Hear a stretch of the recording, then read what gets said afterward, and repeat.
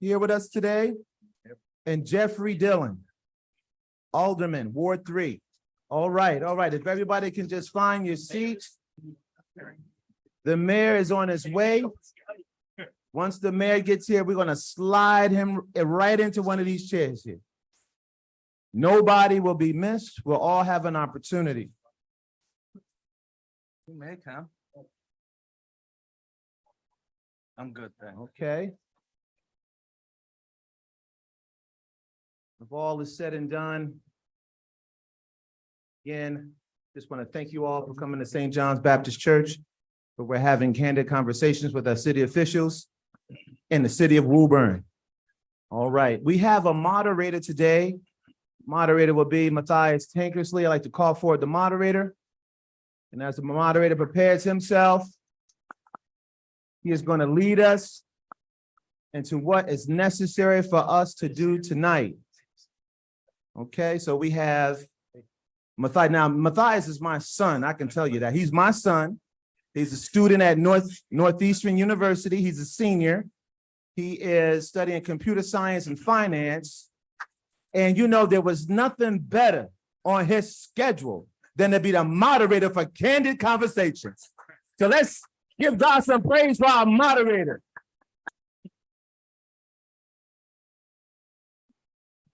Good evening, everybody. First off, I want to start by welcoming you. Thank you for not finding it robbery to be here tonight. I'm speaking on behalf of St. John's Baptist Church, where our pastor is Reverend Ryan Tankersley, and our First Lady is Mrs. Julie Tankersley. And on behalf of the diaconate, the trustee board, and all who make things happen here, including Jesus Christ, we welcome you for our event here tonight. I guess an introduction has already been given, but my name is Matthias Tankersley. I'm in my 5th year at Northeastern University, and I will be moderating the conversation today.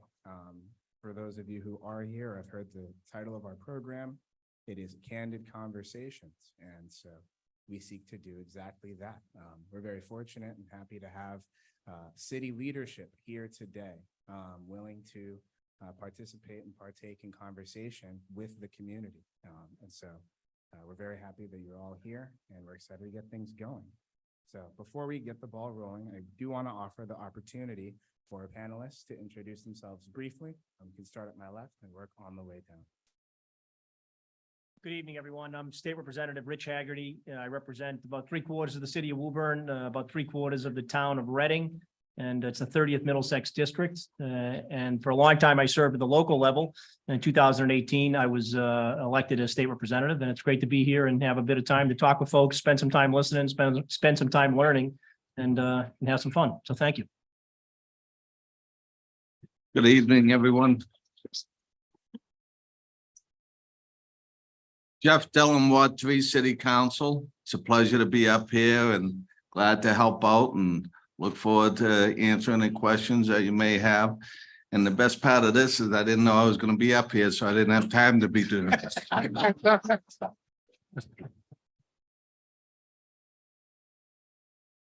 Good evening, Chuck Viola, Ward 7 City Councilor. As Jeff said, had no time to prepare for this, but I'm happy to be here, happy to answer any question, and look forward to talking to you.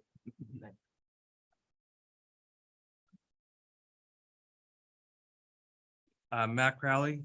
I'm the superintendent of Woburn Public Schools, and this is my 6th year in this position. Prior to this position, I was the assistant superintendent here in Woburn for a few years, and I spent nearly 20 years serving as a teacher and education leader in the city of Brockton. And so I'm pleased to be here tonight.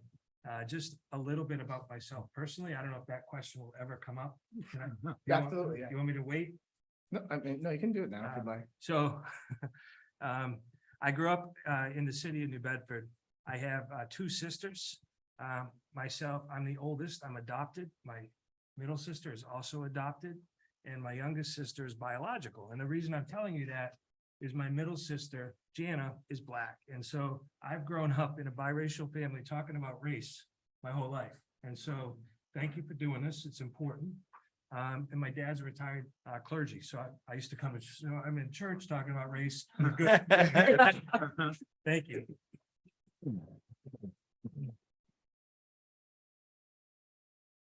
Good evening, everybody. My name is Mike Concanon. I am the current city council. Thank you.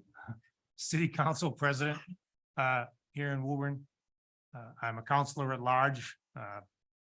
Jeff and Chuck here, they represent particular wards and neighborhoods in the city. At large, I represent the entire city. There are 2 councilors at large. I've been on the council for 10 years, the last 2 years as president, honored by my colleagues when they elected me president. My lovely wife is here in the audience, so I think I'd like to introduce her, Anne Marie back there.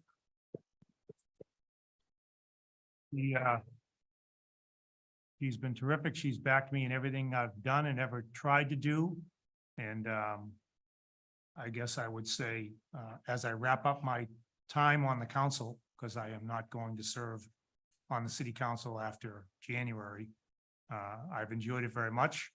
I think I've learned a lot about the city of Woburn and its people, and I continue to learn. And I guess I'd just say that in a roundabout way, I'm actually seeking a job promotion. So if you're so inclined, maybe you'd consider that. Thank you.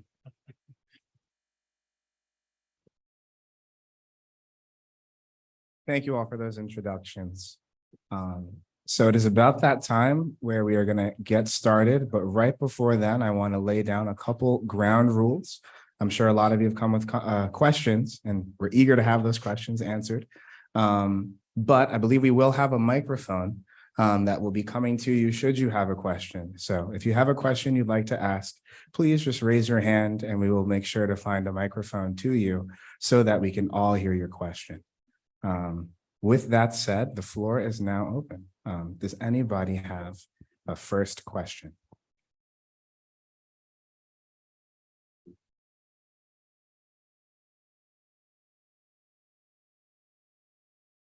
All right, one more ground rule before we officially get going. Okay.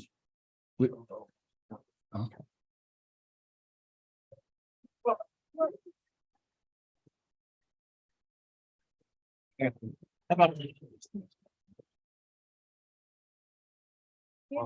are you? See you. Much better than you. Chief Rufo. Yes. Thank you for joining us. We just finished wrapping up initial introductions from. And I just want to offer you the opportunity to have the same introduction. I'm sorry, I didn't hear you. If you'd like to give a short introduction of yourself, we just I'm- finished up with Yeah, I'm everyone. Chief Rufo. I started year 41, June 7th. I've been the police chief the last 5 years and glad to be here. Thank you very much.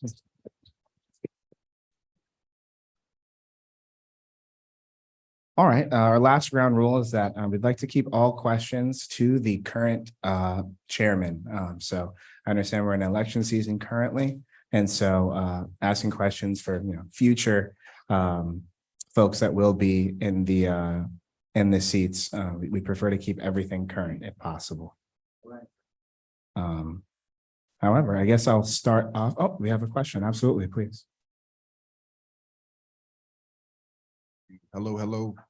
I didn't write my question down, but I was thinking about it on the way over. So last year in June, myself and about 4 young people went to the school committee meeting, and I spoke candidly about my experience with racism within the school and discrimination. So the question that I'm asking is, for those that are aware, what have you done in reference to the racism that's in the schools? Because if you ask any of these young people here, they will call the Kennedy Middle School the racist school. And the reason why they call it the racist school is because kids say the N-word and they do things and they get a tap on the wrist and sent back to class. And I'll ask this question. I know it's probably out of order, but of you young people that are here, how many of you have experienced racism of some sort, either firsthand or secondhand, watch somebody else in the last year? To me, that's all of them. So I'm asking the leaders of this city, what have you done? Because I can boldly say, you almost can't say you didn't know, especially when that was public forum last year, so it was recorded. I think I'll kick it off. I do want to introduce high school principal, Mr. Dan Rasmussen is here tonight. Assistant Principal Steve Martin is also here tonight. Miss Amy Cardoso, who's an English teacher at Woburn Memorial High School, is here tonight. And the table of young people are the Embrace Club. And so that's a club at Woburn Memorial High School. I think it's been there. Steve started it 2017. And so to address this issue of not just race, but inclusivity. It started, if I'm not mistaken, I'm going to ask Steve if I missed something, please jump in. You know, the idea of people not being treated fairly in schools is not okay. All students need to feel safe when they come to school, and they need to feel that they belong. Using the N-word is not acceptable. We address it administratively. I can't speak to the Kennedy Middle School exactly. I can ask the high school folks to speak to about the high school. As a leadership team, one of the things we've done over the last year, we read over the summer a book called Unconscious Bias in Schools, and the author, Sarah Fireman, is a Harvard professor. And so I reached out to her and had her all of last year do training with the leadership team here in the Woburn Public Schools. And we did that. It was on Tuesday afternoons from 3 to 5:30. And so all of the leaders at the school and district level participated in this training. A lot of what we think is people need to first reflect on their own action before they can have a positive reaction. And so that was a lot of the conversation that we had relative to the seed training. So I can go on, but let me turn it over to Steve or Dan to talk a little bit about the high school initiatives.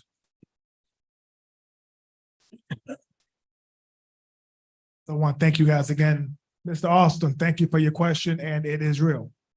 We are experiencing issues at the high school that personally do not belong, not only at the high school, but they do not belong anywhere in the country. But we can only deal with what currently what at our building base first.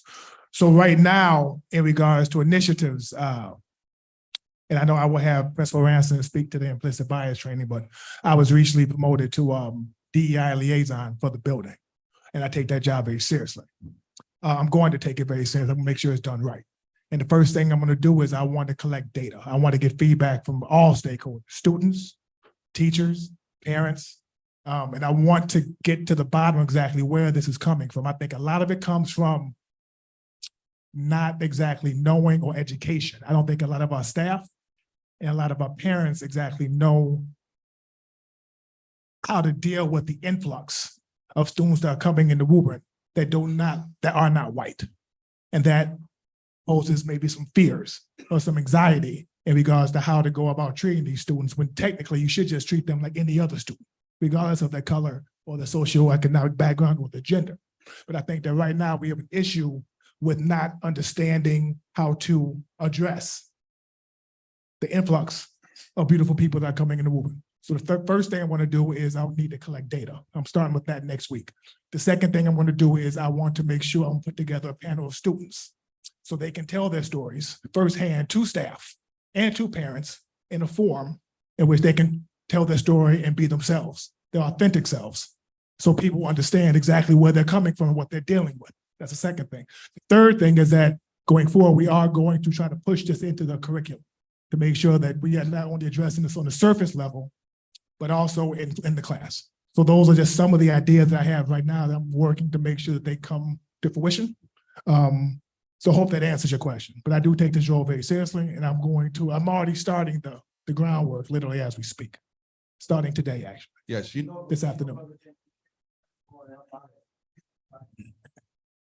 Thank you, Steve. So I think from my position, the most important thing I can do is, for me, it's use my position of power and honestly use my white privilege to dismantle as many systems of oppression as I find. And as I'm coming into Woburn and coming into Woburn High School, listening to students, listening to faculty, it's a changing demographic, it's a changing city. And there's a lot of what seems like fear of unfamiliar faces, fear of the unknown. And to address that fear, this is why we're doing, as a faculty, as a whole building, that implicit bias training we're doing. It's a full year, and we started a couple weeks ago. I would say some resistance, because it's uncomfortable. I think we're here talking about race because it needs to be talked about, but it's not a comfortable thing to talk about. But just, I think part of bringing it out into the open is bursting that bubble, breaking the dam, and saying it's okay to talk about because this is an issue, and kids are hurting and families are hurting because of systems that are being perpetuated unknowingly by a lot of the adults that work with these kids. And the first step in my mind is illuminating those systems and creating a foundation of knowledge so that we can start to undo that as a faculty, as a staff, as a community. So that's where the implicit bias comes from, the training anyway. And so trying to empower voices of the students, of the families, of the stakeholders and the faculty that are leading this change is where I'm coming from. I can't come in as the new guy and just say, everyone's this, everyone's that, we're all going to do this, you're all going to change your mindsets, do it now or you're all in serious trouble. That's not how this works. This school community has gone through a lot. So it's a community effort, and growth is uncomfortable, and leaning into that is where we're at. And it's early, and you know, we're starting to feel some of those bumps as a school community. And like Steve said, giving kids a chance to raise their voice and feel safe and protected in doing so is one of the things that I can use my position to do. And then it'll get people to be able to be reflective and look in the mirror and say, how can I adjust my practice, my mindset to be more inclusive, to be more culturally responsive and do better for all kids? And that's the direction that we're heading in.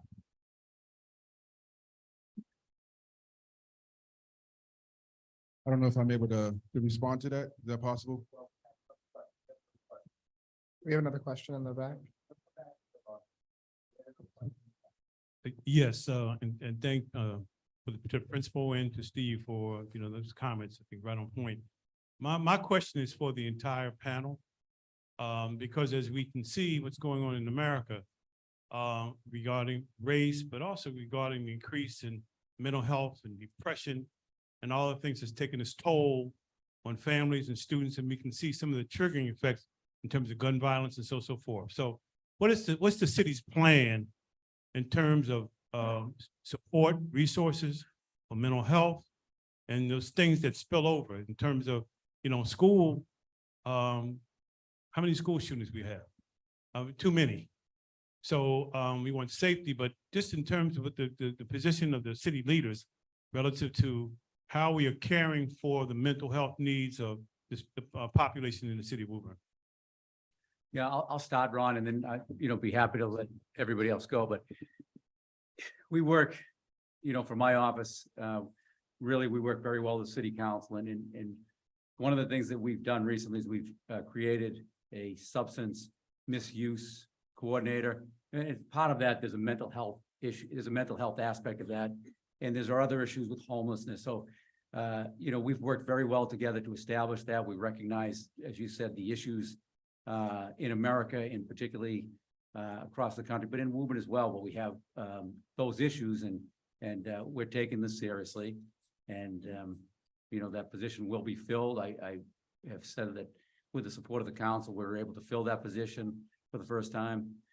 With regard to the high school, I'm really proud of the chief sitting next to me, and and superintendent, the principal, and former principal Steve Martin, but we've added to the police department a deputy chief, which in addition to helping the chief with many of the roles that go on down at the police department, we included, with the help of the city council, a portion that would be a public safety officer, the public safety point person at the high school. And as you mentioned, there are way too many shootings at schools across the country. Mental health is part of it.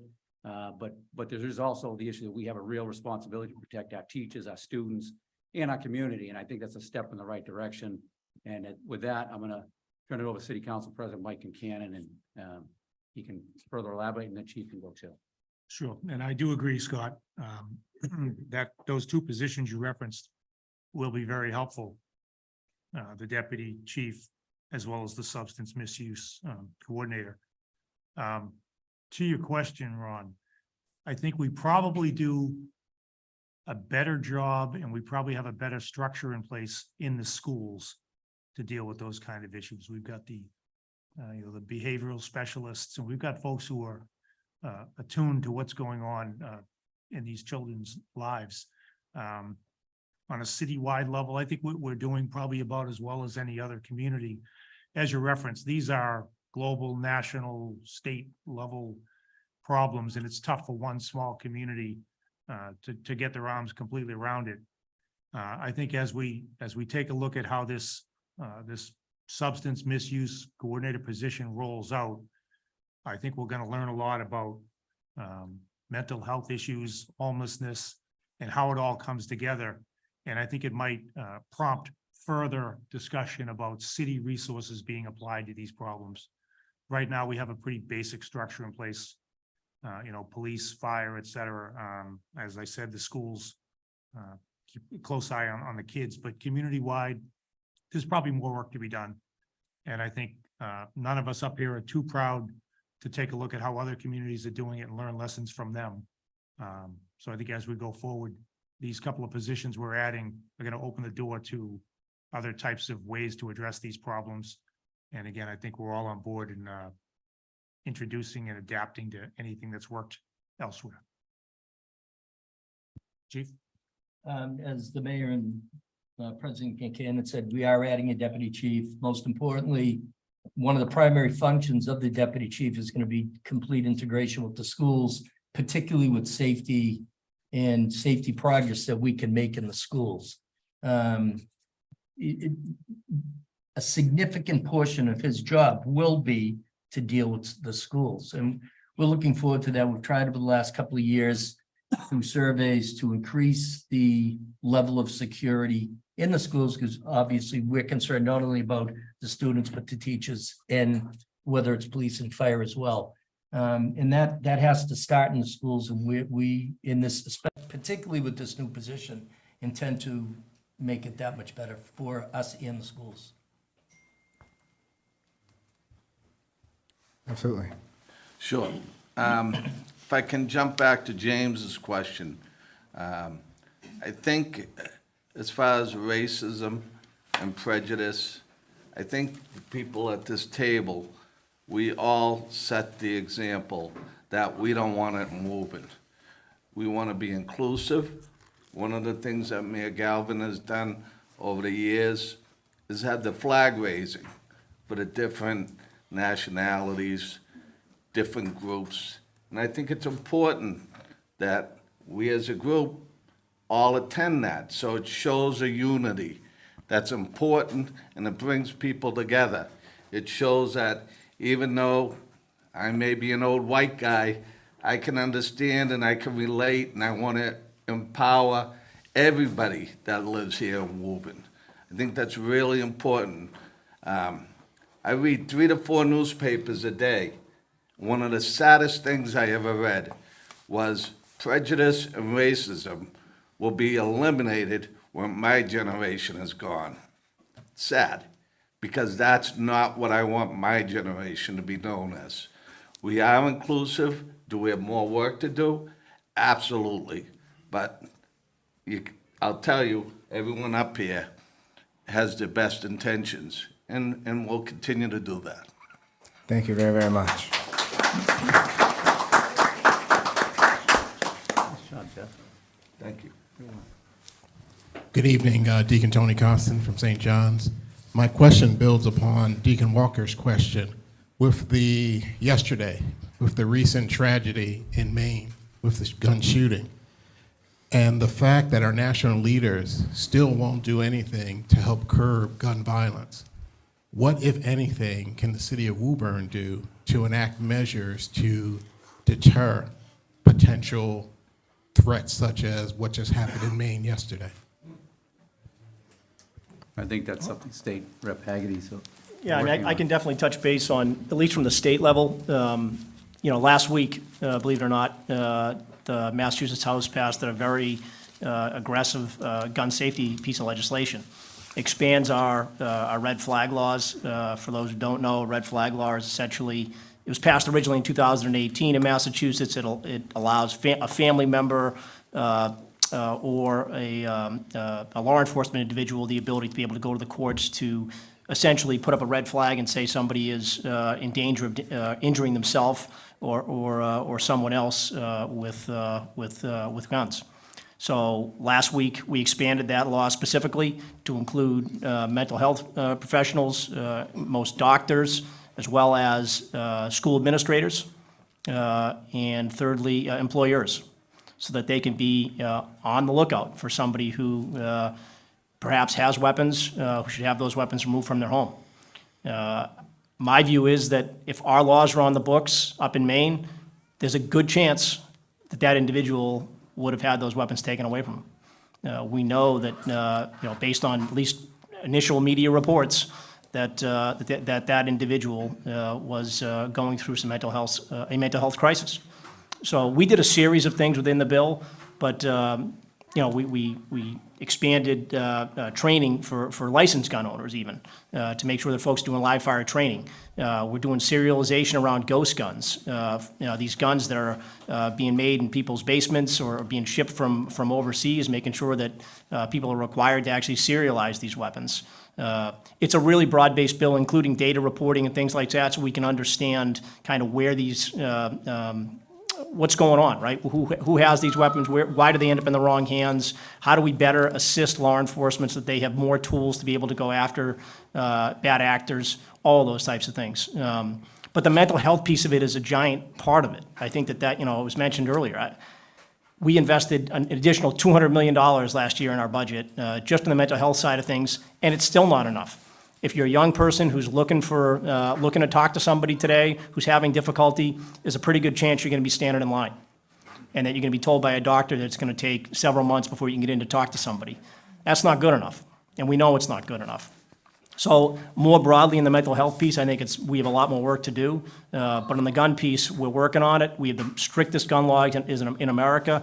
I think we got to respect people's Second Amendment rights, but we also have a responsibility to respect people's First Amendment rights around life, liberty, and the pursuit of happiness. So thank you.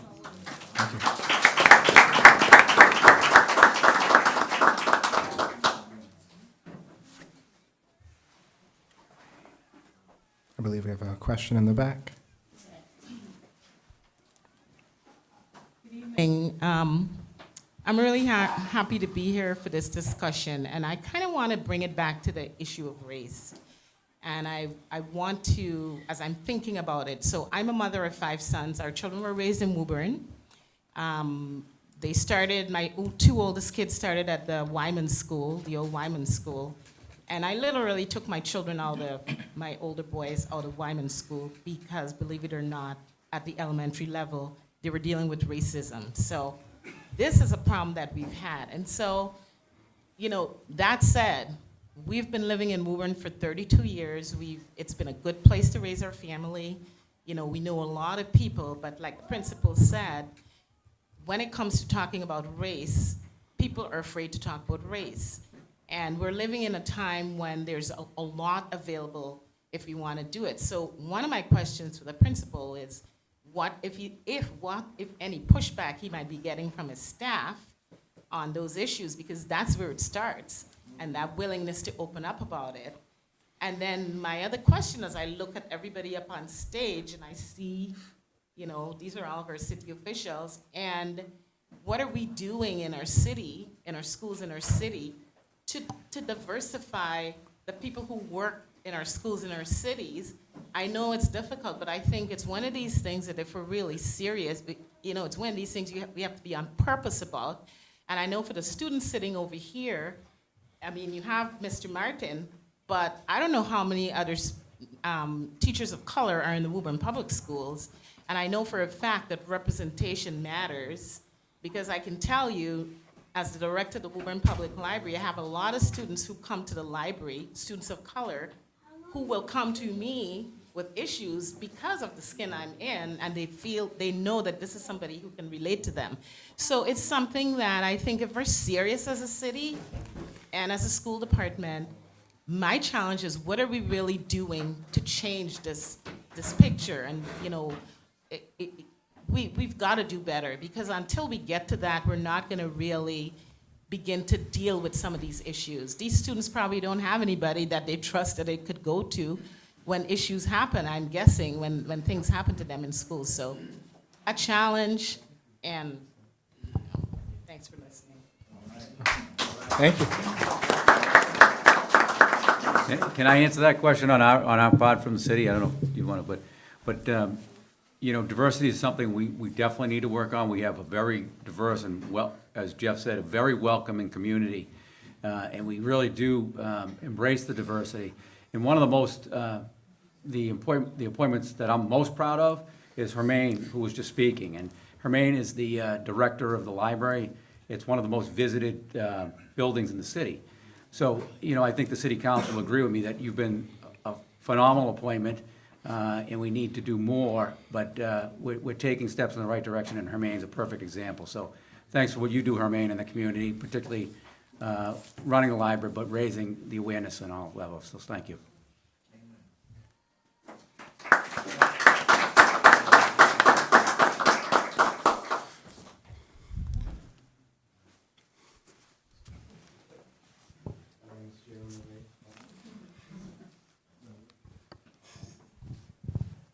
My name is Jalen Merlin. I'm a student at Woburn Memorial High School, and I'm also the founder of the BSU at the high school. And to follow up with that woman's question, my question for you, Dr. Crowley, is, are there any plans or ideas on hiring a more diverse staff at the high school, or just in Woburn Public Schools in general? Sure. Jalen, do you want a job? I'm kidding and I'm not, right? So I think there has to be a couple different ways that we approach it. And to Hermaine's question earlier, it's kind of the same question. On the typical way we hire, we post things in different places. And we do that like every other district does that. School Spring, Indeed, those technical things. One of the things that I'm proud of is Woburn, the public schools, we've joined the Mass Partnership for Diversity in Education. It's a human resource organization that recruits active minority candidates. When I became superintendent, we joined. And so we've been trying to actively recruit minority candidates to Woburn for years. And I go back, it was before COVID even, because we spent, and I'm looking, because one of the advocates for this is Steve, is Mr. Martin. Steve, he and I speak about this frequently. And we spent a Saturday at Cambridge Ranger Latin. This was again before COVID. They had a job fair. So instead of waiting for people to come to us, we're going to people. The last couple of years it's been virtual, but we're still attending. And I can say that we have diversified the staff, but not enough. And Ron Walker's here somewhere. This is a conversation that Ron Walker and I have had for years as well. And if you don't mind, I'm going to share. He told me not to feel too bad because the percent of minority teachers in the country is low. But I don't use that as an excuse. But it's just a reality that we don't have enough people that look like you in the teacher pipeline. And so part of it is then to tell you, and I said it last night at National Honor Society, I recognize some of your faces. We want to hire you. We need people to come back and educate in Woburn. And so we are having conversations with Salem State, UMass Lowell, to one of these grow your own pipeline situations where if you go to Lowell or Salem State and become an educator, hopefully you'll come back to us and teach. So I hope that answers your question to the extent that you asked it, Jalen. Sure.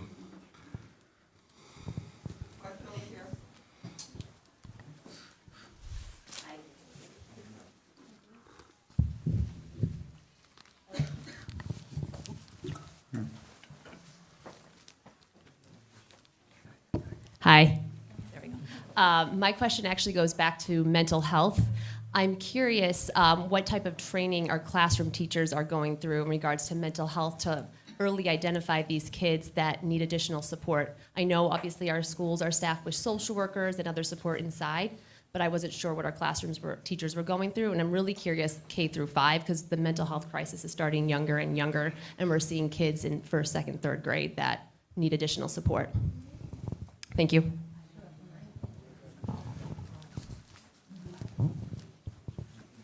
I guess that's my question again. Anybody else? Feel free to jump in. Doing great. Thank you for the question. I'll address mental health on a broader scale, going back to, I think it was Ron's question earlier. Over the past few years, anyway, the Woburn Public Schools has invested in personnel and people regarding mental health. So when I started, we didn't have adjustment counselors at every elementary school. We do now. We call them BCBAs, but Board Certified Behavior Analysts. When I started, there was 1, there's now 10. And so we've invested in people to be at the schools to handle the behavioral needs and the social emotional needs that are presenting themselves. I can tell you, and those of us that are in schools, post-COVID, the mental health has become even more of a challenge. The teachers do go through some formal trainings at the beginning of the school year. We offer psychological first aid for staff. A lot of it is optional, I have to tell you that. The teachers do a great job, and we want them to be in the class with students. To do a lot of these trainings would require them to be outside, not in class. But the other thing I wanted to circle back to is relative to mental health. We have partnerships with the Home for Little Wanderers and William James Foundation. So those are 2 organizations not in the Woburn Public Schools but we partner with, so that if students need mental health outside the school day, they do have access to it. The school adjustment and guidance counselors know this and can make referrals to them. Again, because crises don't just happen during the school hours, they happen at any given time. And so the William James Foundation, we just partnered with Cummings on a grant, and so we're going to expand our mental health capacity with William James as well. So we are admitting to the, that the mental health challenges are real. We're doing our best to make sure that the kids' needs are met. And I agree, I've never seen over the past couple of years what I've seen, particularly at age 5 and 6 with some of our younger kids. They're really struggling. I want to make some time to have another question from one of our students present with us.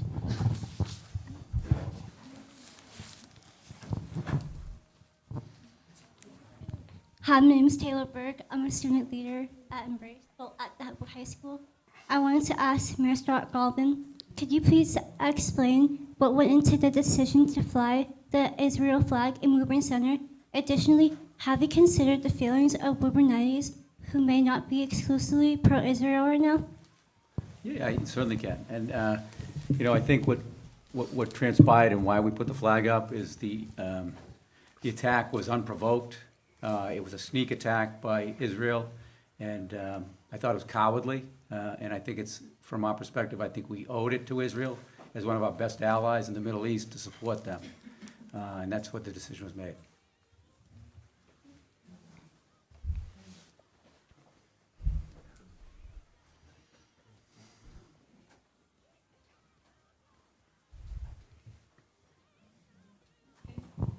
Hello. Hello. Okay, I'm going to do my best. I had a lot of thoughts that I'm going to try to summarize in a comment, and it has to do with mental health and race and schools. So it'll be back to you, Mr. Crowley.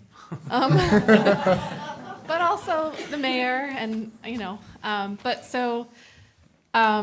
thinking about mental health and thinking about how if you look at the data on the website about our population right now and the growing needs of our students and how a lot of our students are classified as high needs, whether that means more learning disabilities or special needs or lower income or,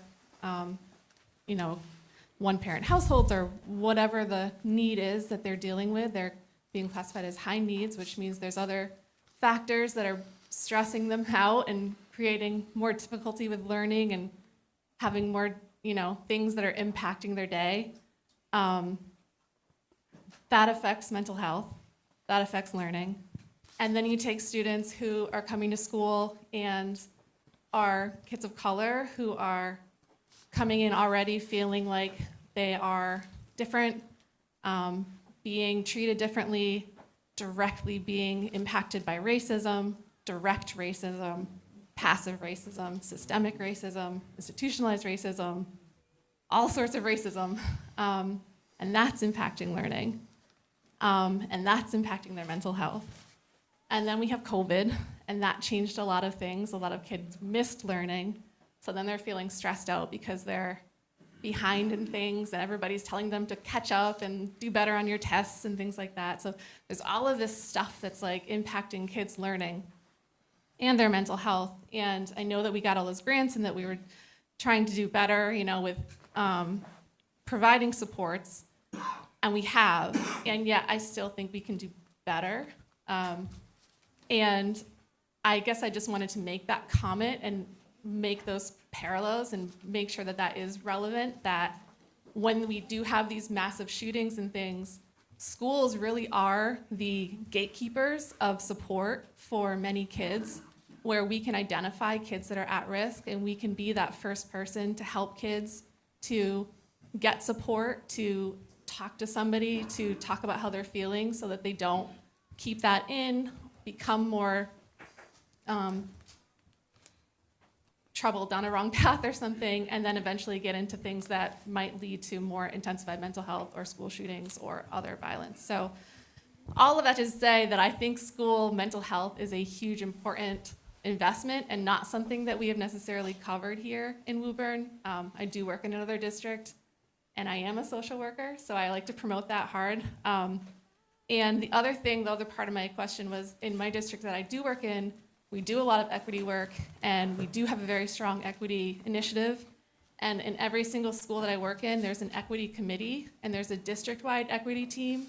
And I wondered if you guys would support and encourage Woburn to create equity committees in each school system, in each school, that would essentially talk about racial incidents that occur and create plans for how to address it. We have incident bias reports that people can submit anonymously that then the committees can discuss and talk about, like, how are we going to help students feel safer when these things happen? Matt, can I jump in on that before you start? Please. Yeah, 'cause that's a great it's a great question and a good synopsis of your concerns. And, just to talk about what my office has done in working with the school committee and the city council as far as funding the schools, there's an incredible effort by the city as a whole to fund the schools. And sometimes there's a misconception that we're cutting the budget, which we never do. We've never cut the budget since I've been a mayor or since I was in the city council. In fact, this year, the spending that we provided went up 9.8%. The budget itself went up $5 million.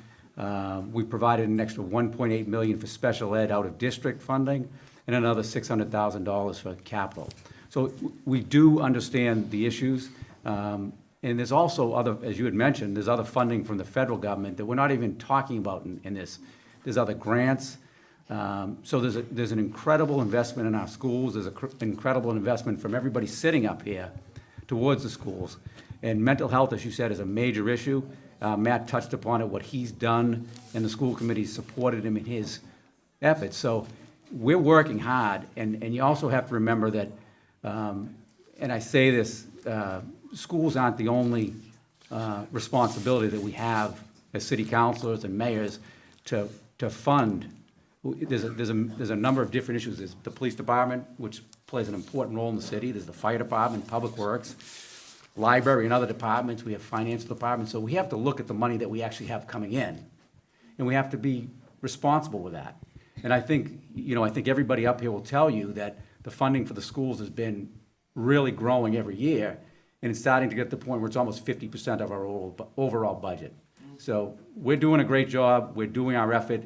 I'm sure there can always be more, but there is a balancing act that we face up here. So that's my solution. Matt? Thank you. To circle back to a couple of your, I believe, so let me, I'm going to go in reverse order, if I can. Specific to the equity at each school you mentioned, so that's in process. And so yesterday, as a matter of fact, we have a district team composed of elementary, middle, high school, and district people, including myself and Steve and a few other people. We spent the day in Marlboro at a conference that was sponsored by the Superintendent Association and the Department of Ed. They're partnering on this for its READY, Race, Equity, Diversity, Inclusion. I signed Woburn up for this, and it's being facilitated by Harvard. And so one of the outcomes will be exactly what you just mentioned. Steve alluded to it earlier. He's been appointed or selected a DEI or READY liaison, not just for the high school, but for the district. So we'll be doing work with all of our schools. And then, so that's, I hope I'm answering that part of the question. So the other part that I wanted to allude to, I think what I heard you say, I don't know if you said it exactly this way, but this trauma, and people are coming to school in various forms of trauma, and it's manifesting itself in different ways. And so one of the things that made the new principal, Dan Rassanen, attractive is he is a trauma expert. And so I'm going to actually let him speak a little bit about, he's gone through programming on trauma. And so I say that because the same way the mayor highlighted Hermaine, doing a great job, I want to highlight Dan, we're hiring people that I think are meeting the needs. And so I'll turn it to Dan. Sorry to put you on the spot. That's okay. Expert's a strong word. But I appreciate the sentiment. So no, I have gone through a program at Lesley University. It's called LIFTS. It's the impact of trauma on learning, basically. And I'm an adjunct there. And it started because when I was teaching English at Lawrence High School, I would see kids come in just dysregulated, and the only thing that would happen was they would get excluded and punished, and is the physical embodiment of the school to prison pipeline. And my question was, well, what are the schools doing about it? And the answer was not much, just traditional discipline. So that led me down the sort of journey of figuring out what trauma does to kids' brains and the physiological changes behind that, and the fact that a lot of times when kids go through childhood trauma, a lot of times we are simply asking them to do things that they physically cannot do in that particular moment. But it's a big mindset shift. So kind of what I was saying earlier, I can't just sit in my ivory tower and say, okay, everyone's now needs to be trauma informed.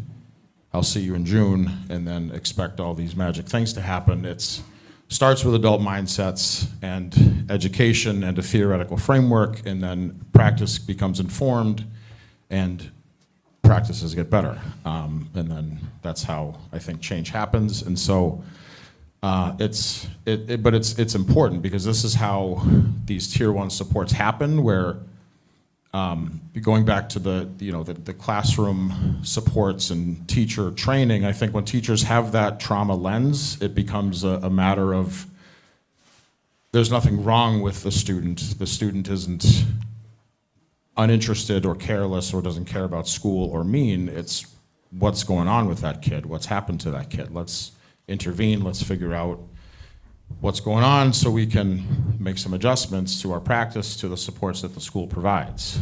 So that's the trauma piece of everything that is going on, but I think it's, I'm less than 2 months in, so I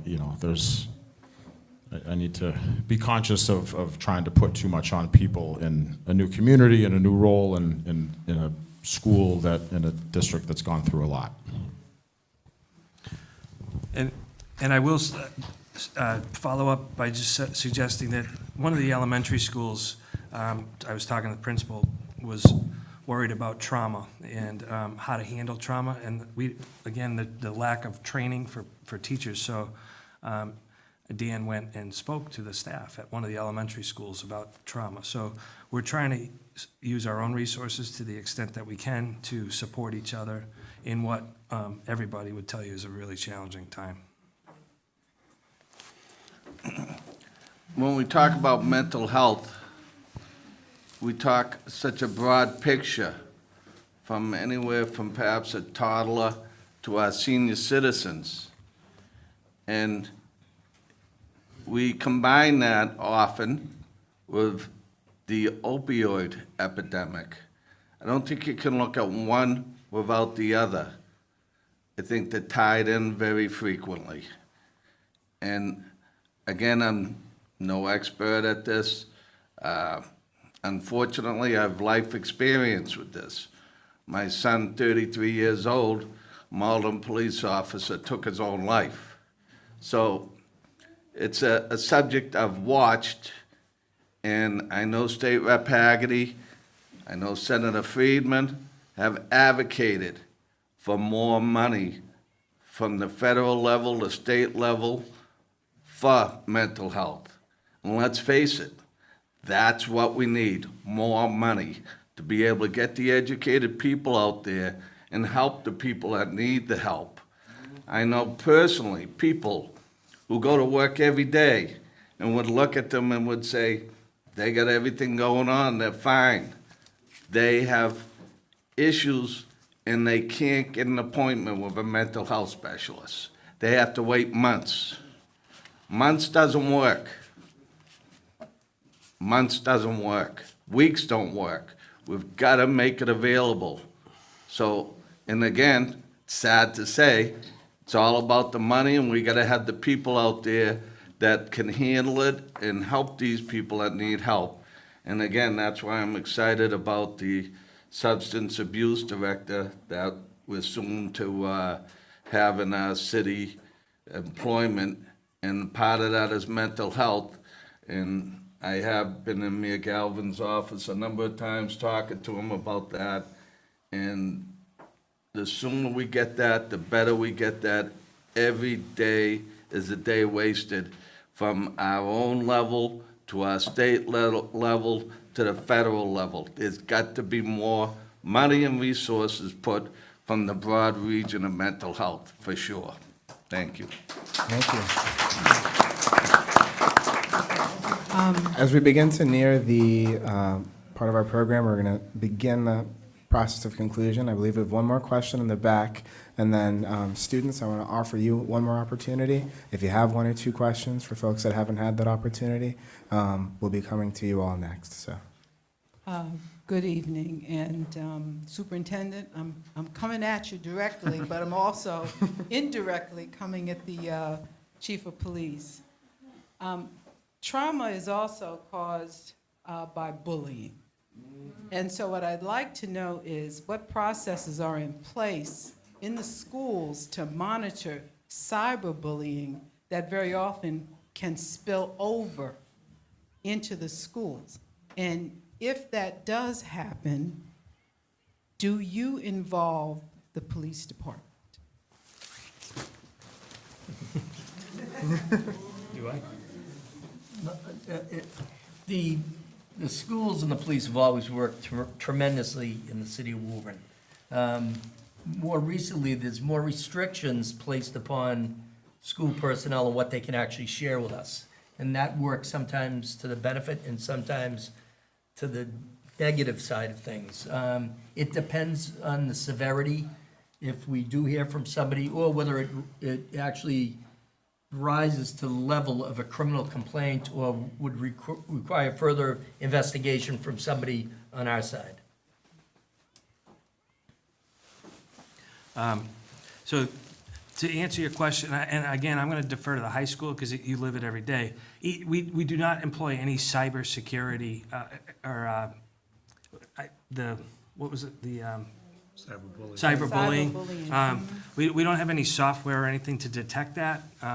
We encourage students, families, anybody to come forward in a timely manner so we can investigate anything that happens. I think so my background I alluded to, I spent about 20 years in Brockton High School, and that's the advent of cell phones. And that's been,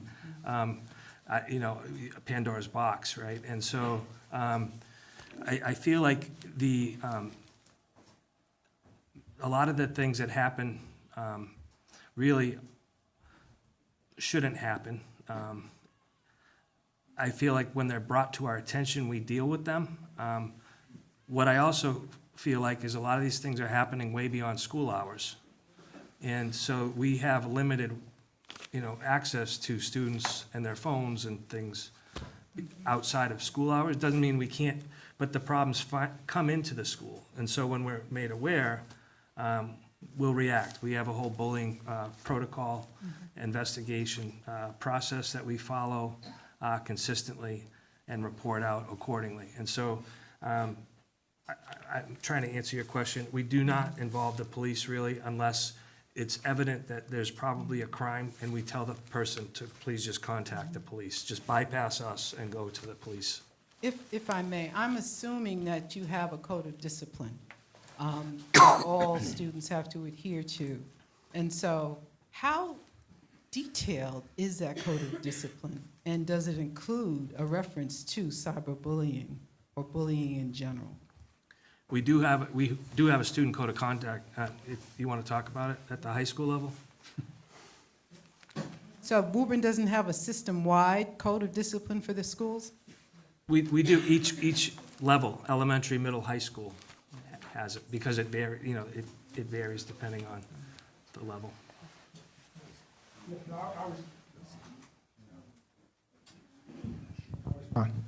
So recently, in regards to the bullying, cyberbullying issues that we've seen at the high school, a lot of them come after the fact. And by that, what I mean is, a lot of the issues that happen when students come to us and there's a report.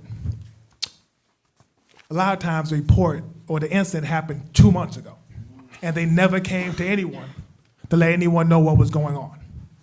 And if a parent or a student had advocated at the time, we could have dealt with it accordingly at that time, and we wouldn't be in a situation where we are now. So basically, a situation, what I tell kids all the time, when there's a report, when something's happening, either at school or through social media or through text or there's communication in general, you have to report it. So then we can do our due diligence and make sure that we investigate thoroughly. But if the report doesn't come in until a month later, at that time, there may have been damage, psychological damage that's already been done that we have to then go back and try to address, but we could have addressed it on the spot if it had been reported at the time. So that's just some advice I would just want to give the parents. A lot of the things we do now involve restoration, right? We're really pushing into the restorative justice, restorative circle kind of field, in which a lot of things that we do, we try to have conversations with students, bring in maybe a counselor, bring in maybe a social worker, maybe bring in an entire family to make sure that everyone's on the same page so we can move forward together instead of punitive justice. All right, so we would rather keep students in the building and work with them to talk through the issue and educate them and move forward, as opposed to keeping students out of the building, which does no one any good.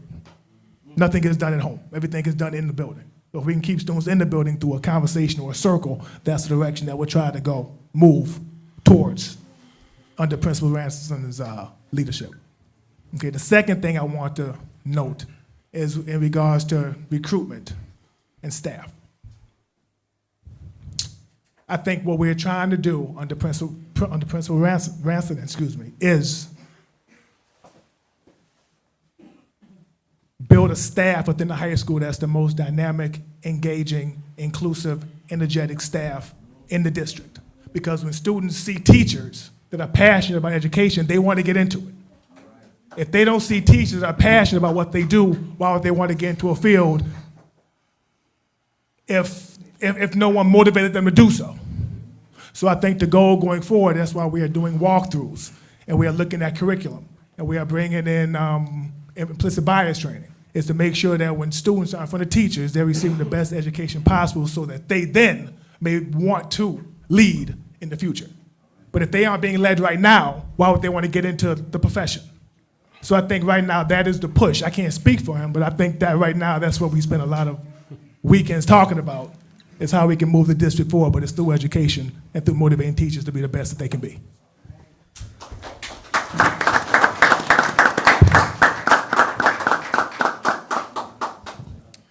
I believe we have a question from one of our students.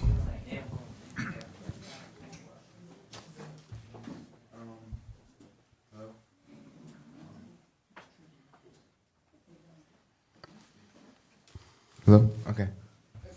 My name is Sebastian Haro. I'm from Woburn Memorial High School. I'm in 9th grade and I'm part of the Embrace Club.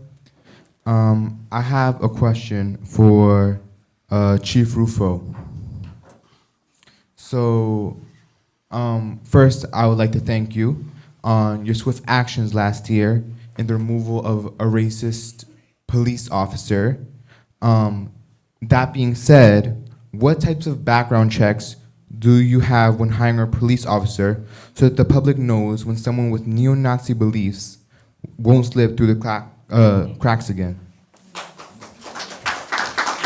it's a good question. We're going through a hiring process now. We're attempting to put on 8 individuals on the police department, which is proving to be quite challenging.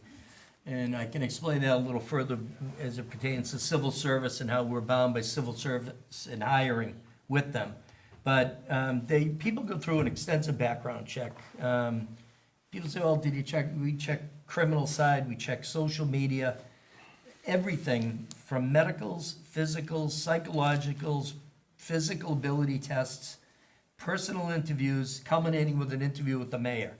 It's quite extensive, particularly with the implementation of the most recent thing in the last 2 years is the Post Commission, and their standards have created a procedure that is even higher, though we were already at that level. If it's virtually impossible, if somebody has a name that isn't theirs and they're on social media, for us to determine it is them unless there's indications of it. With this particular individual, he had just been hired as a reserve police officer. He wasn't in training. He had never worked. And even though we went through that extensive background check, at that time, there was no indication of any of those leanings, tendencies. At the time, he was dating an assistant district attorney in the Middlesex DA's office. His background was stellar. You could only do so much unless people inform us. Even with the in-depth interviews and literally interrogations at times to determine backgrounds, sometimes things slip through the cracks. It's a great question, because this guy was truly the boy who lived next door. He had his own business in the city, and you would, it happens, unfortunately it does, but it's a great question, and we are really, as the chief said, we just did 12 interviews for eight hires, and it's really one of the things that we're really concerned about because of that, and it happened, unfortunately, and it is something we're not proud of, but again, we do all the background checks, like the chief said.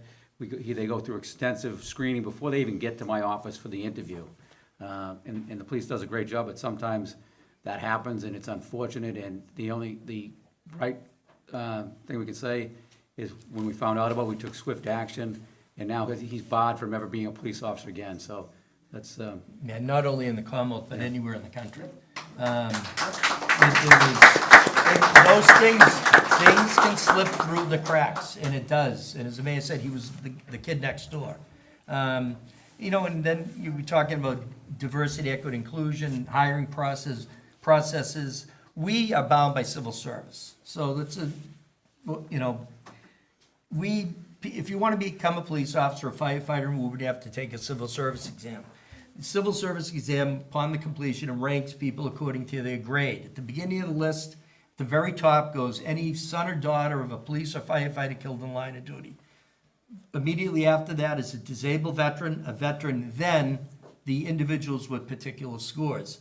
And we are a civil service community, so when we request a list, and in this case, we wanted to hire 8 individuals, we got a list in excess of 40 individuals.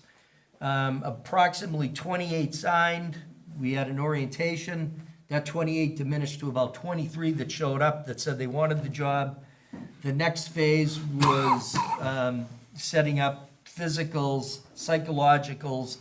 We literally get down to 18. The last few weeks, 3 more, said, well, we don't care to do this now. So people say, why aren't you more diverse in the police department? We hire based upon the list that we get from civil service. Mayor and I have been in discussions for probably, I would say, at least the last 3 years to come out of civil service. Right now, the state is preventing most cities and towns, and there's in excess of 23 right now trying to leave because of hiring. And when I tell you hiring is anemic at best, it certainly is. It's the only way I can describe it. So at some point, we will probably look to come out of civil service so we can attract members of the, 4 members of the police department that are more reflective of our community. Right now, we're not succeeding at that. So that's one of the things that we are discussing. It is a bargaining issue with both unions. But as far as for betterment of the city and for a more diversified workforce, hands down, it's the way to go. I agree.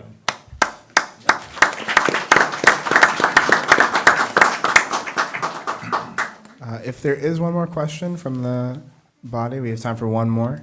Yeah. Hi, my name is Lacey Jones. I am a Woburn High alum. I have a question about substance abuse.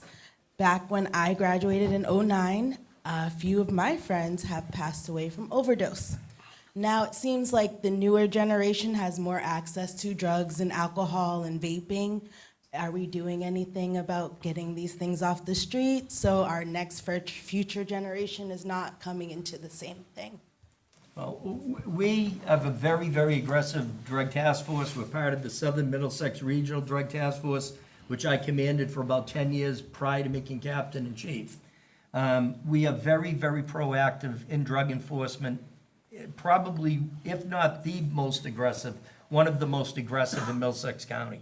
And we collaborate with other cities and towns and contiguous to us, but also part of the Southern Middlesex Task Force. And we bring those assets of these other communities into Woburn to do these drug investigations. We are very, very proactive. Is it more available now? Most likely fentanyl is absolutely destroyed so many lives, and it continues to.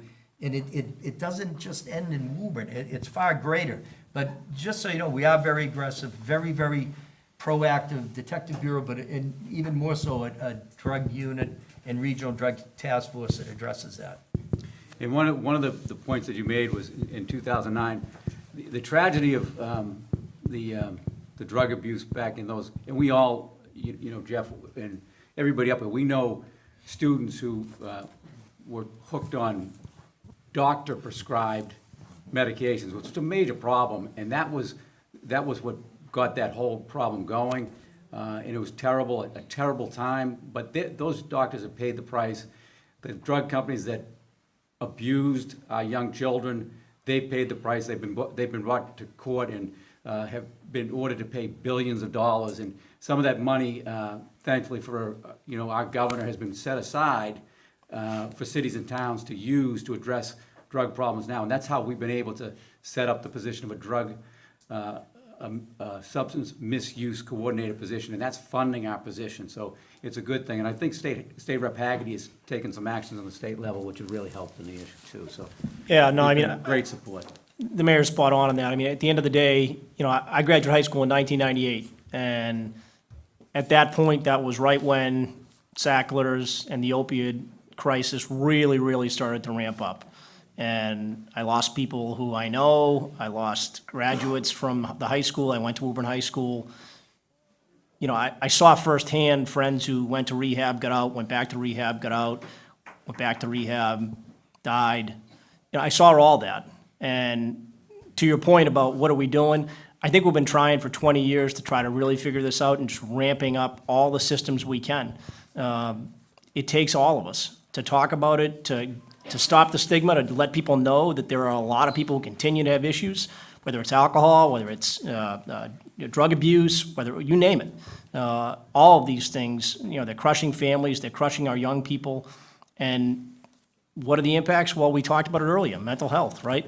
Even the people who end up being clean still deal with the mental health side of things for the rest of their lives. So we need to make sure we're providing the support system for them once they get out of rehab. But we have more work to do. There's no doubt about it. Thank you. All right. At this point, that concludes the question portion of our programming today. Everybody that asked questions, thank you very, very much for your questions. City leadership, thank you for welcoming those questions today. And at this point, I want to welcome Reverend Tankersley back to the podium. All right, we're about to close out right now. If you can all stand, please. If you can all stand and grab your neighbor's hand.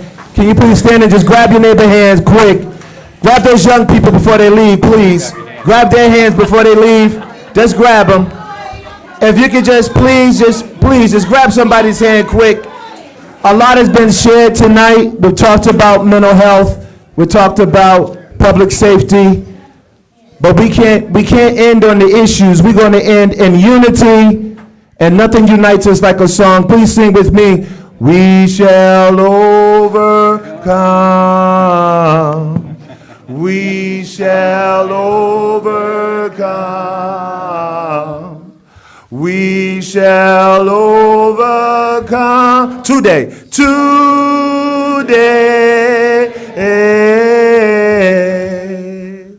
Will peace in my heart. I do believe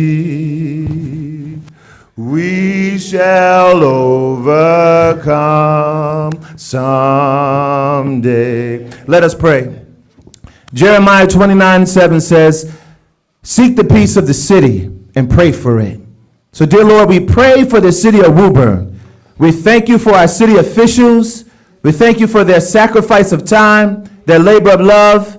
We thank you for this community. We thank you for the hand that we're holding. Dear Lord, help us to know we shall overcome because you have provided great leadership, great children, great schools, great public officials, great chief of police. We shall overcome because of the people that we have in our lives today. We thank you for this candid conversation. Dear Lord God, give us the boldness, the courage, give us the strength to stand together united as we can tackle these problems together in brotherly love. In the name of Jesus we pray, amen. Amen. Now greet somebody in love and have a good night.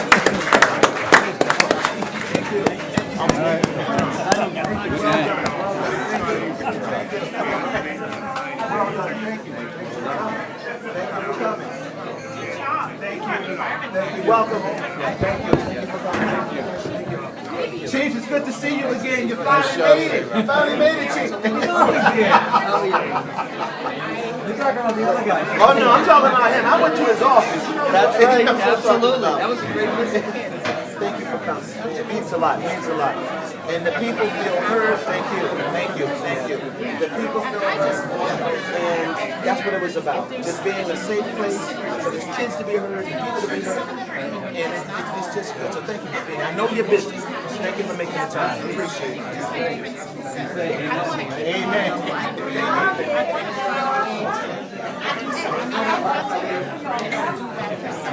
You have some heavy hitters. You have some big shoulders.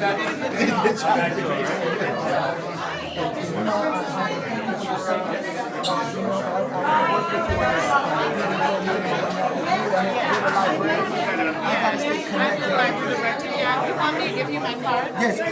Yeah, give you my card. Absolutely. What are you doing now? I always say.